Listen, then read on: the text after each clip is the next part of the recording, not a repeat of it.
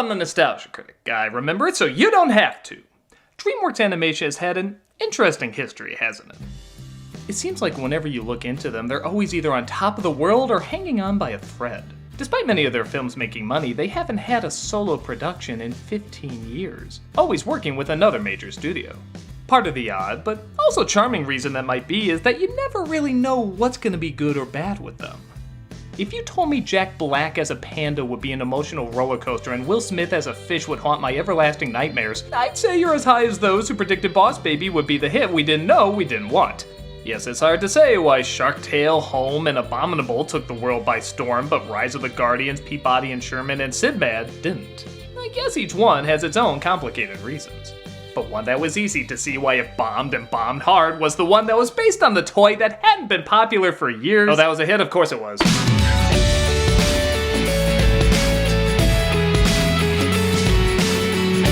Trolls, based off the toy your sister played with when she wanted to be a voodoo priestess, was a bit of a surprise hit because the toy line hadn't been popular since the 90s. But with a colorful redesign, pop songs, and celebrity voices, you know, the secret formula for every animated film now, Trolls became a smash. Its sequel, Trolls World Tour, might even be seen as a game changer, as it's the first major kids film to be released in theaters-ish, but mainly on demand.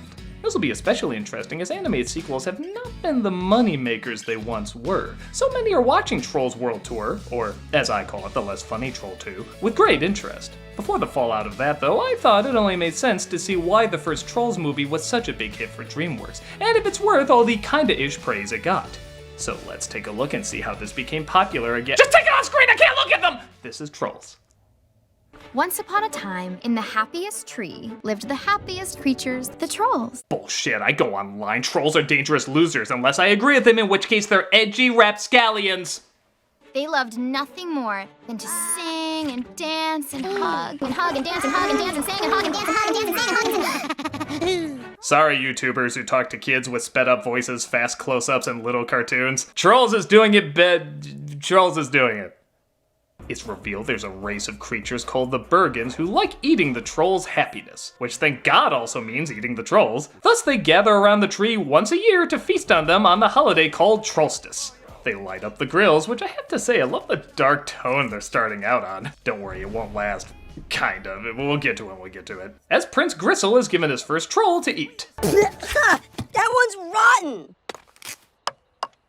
It's fake? And look like Baby Yoda if he was one of those kidney stones from Frozen. The trolls escape underground, which is not exactly a shock. It's kind of like a pine tree selling his plot before Christmas. There's fair warning, as King Peppy saves every last one of them. No troll left behind! Peppy, where's Princess Poppy? Follow-up question, am I traumatized by that? Princess Poppy is safe as well, but the Bergens are outraged and throw out the chef named... Let me guess, just Chef? I gotta stop IMDb'ing these, it just depresses me. What's gonna make me happy now? You will never, ever, ever, ever be happy. Oh, the current state of every Star Wars fan. Right here! This is where we will rebuild our civilization. After the sweet mass genocide of Smurfs living here, I say we call this home. 20 years later, Princess Poppy, voiced by Anna Kendrick, tells the story of their history to their hairy gumdrops. And that's why we hug every hour. I wish it was every half hour. So do I, but that wouldn't leave much time for singing and dancing, now would it? This is a cult. So they sing about how they're going to have a big celebration of their freedom. Everybody's coming to the celebration. I guess I shouldn't judge other cultures, but I'm pretty sure I'm gonna be a troll racist by the end of this. Stick to the BEAT, get ready to ignite. Well, that thing's dead. Fun! Something's missing. All humor in this is gonna be butt-based, isn't it? I guess my ass does do that when I put Easter egg glitter on Taco Bell. Honestly, I'd be more concerned if that didn't happen. The song is a little annoying, but I guess still upbeat, as a troll named Branch, voiced by Justin Timberlake, is concerned as he's always paranoid the Bergens are coming. The Bergens are coming! Ah! The Bergens are coming! Ah! The Bergens are coming! Ah! Well, I know what should have been the poster! Russell Brand Troll tries to calm everybody down, and while I'm sure his character has a different name, he's basically what Russell Brand is now. Right down to, I'm pretty sure he's a troll. Tune out his negative vibrations, Poppy. They're toxic. Some folks just don't want to be happy. What's important is I'm above you somehow, even if that means physically instead of metaphorically. I'll take it, my standards are that low. The party is thrown, but as Branch predicted, Chef hears them and hunts them down. Minimize your auras! No, let him go! His career will destroy himself! She leaves with several of them caught as Poppy says they should save them, but the king says they should hide. What about no troll left behind? That was a long time ago. I'm not the king I once was. As I get older, I watch less MSNBC and more Fox News. You know how it works! Poppy goes to Branch to ask for help, who it looks like has spent years preparing an underground bunker. Who's crazy now? No, really, who's crazy now? This day and age, this almost sounds rational. It's my fault they were taken. Now I don't know what to do. Why don't you try scrapbooking them to freedom? Solid burn, Branch. I think we both know that's the plot for the third movie. She invites all the trolls left to live in the bunker, which Branch says will make his 10-year rations only last a couple weeks. You won't last a day out there. And you won't last a day in here. Solid burn returned. This is entirely your fault? She sings a song about not being afraid, and while the song I guess is alright, I will admit this got a laugh out of me. I give credit to any movie with a body count.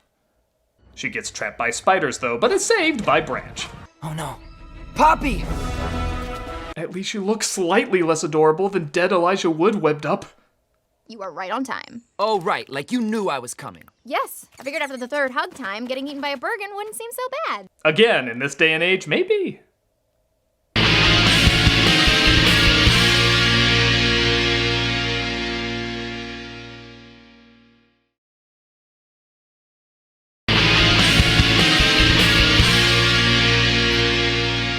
Poppy and Branch, get this, bicker and argue because they're totally not gonna be together by the end. That's why every Meg Ryan movie ends with a killing spree. You don't sing, you don't dance. So gray all the time. What happened to you? Shh. My tragic backstory attempting to make you cry will have to wait. There's no Bergen, is there? You just said that so I'd stop talking. Pick one. They try and get some sleep, but Poppy can't help but sing herself a lullaby while Branch enjoys the quiet.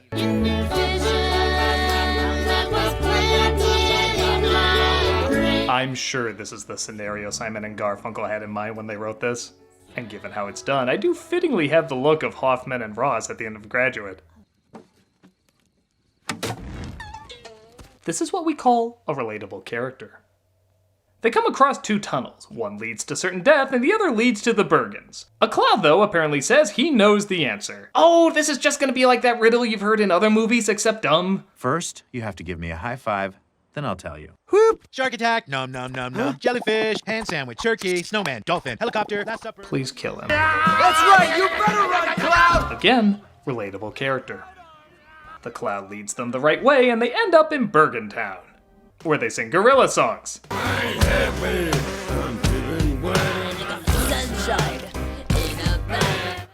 Happy kids are hearing a good song, pissed they're not seeing the darker version with motherfucker in it. I think I'd rather corrupt a child than patronize him.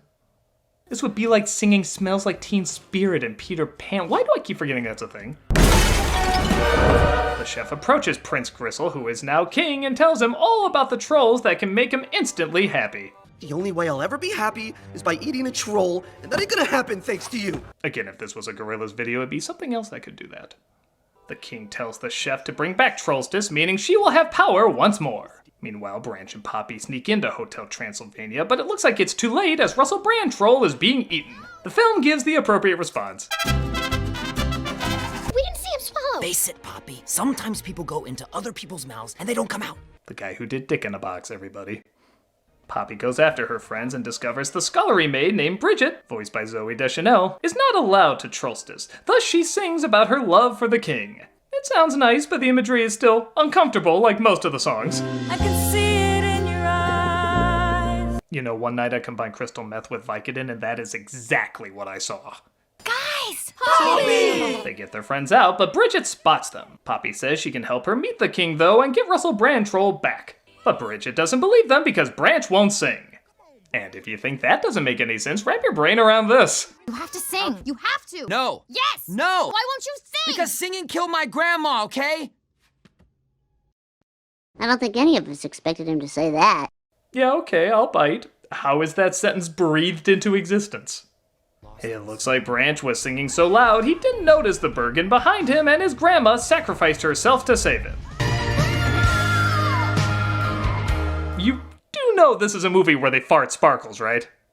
Once upon a time there was light in his life, and now there's only love in the dark. Wow, you guys really know how to let emotions sink in. Like a bowling ball into concrete. That was terrible. I just assumed you had a terrible voice. No, it was like an angel's. I was humble as fuck, too. So after that totally out of nowhere death scene, yeah, again, sprinkle butts, they dress up Bridget so that no one will recognize her and she can get close to the king. Aw, they went to Little Caesars. No, sorry, nobody acts that passionate towards Little Caesars. True happiness is a lot closer than you think. He reveals the troll he had earlier is still alive. Okay, that's strike 2. You had a chance to kill Russell Brand and you didn't. But she leaves when she sees Chef comes in. You and the king can make each other happy. Impossible! Only eating a troll can make you happy. I know, I've been prescribed 2 Norm McDonald's a day for my depression. The trolls are captured again by Chef, who reveals she has a secret weapon to catch the rest of them. He's selling us out! Branch, at least give him a chance. Thank you, Poppy. I'm selling you out. Did they even have to write lines for him? I'm pretty sure Russell Brand just showed up and they were like, just say what you normally would in this situation. I'm selling you out. He reveals that in exchange for his life, he would show where the rest of the trolls are. And he does exactly that, luring the trolls into the open.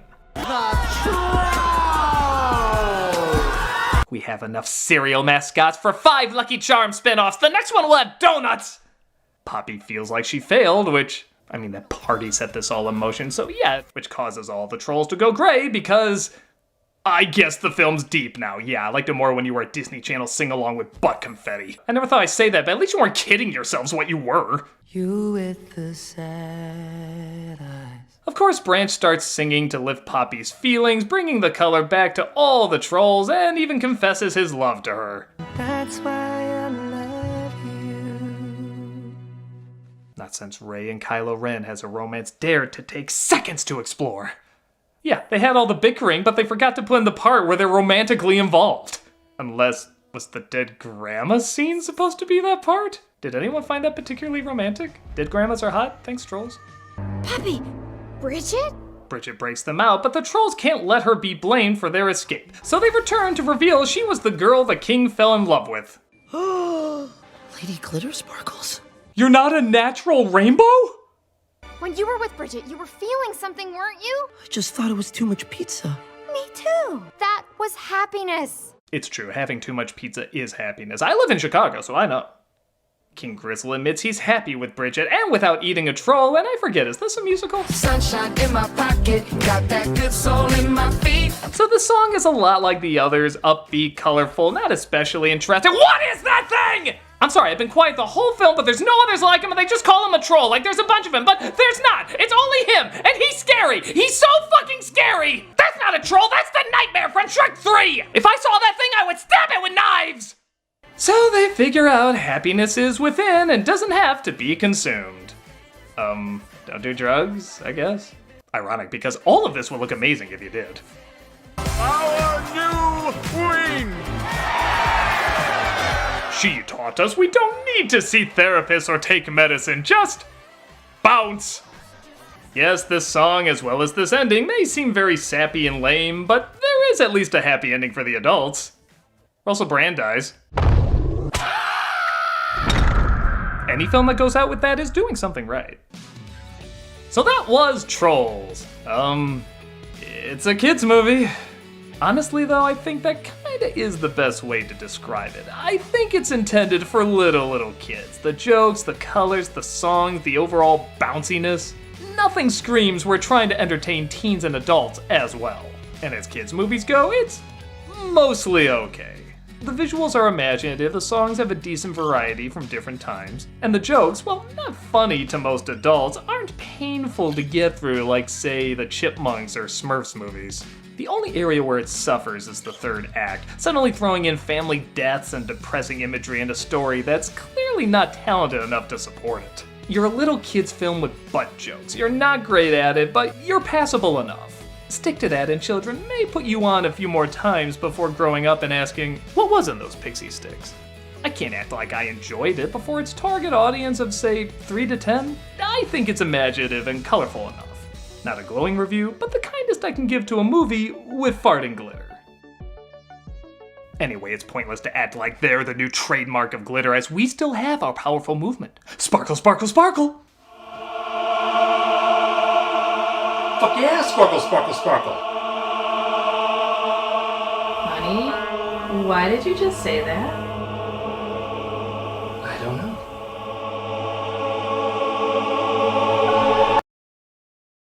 The singing killed my grandma, okay?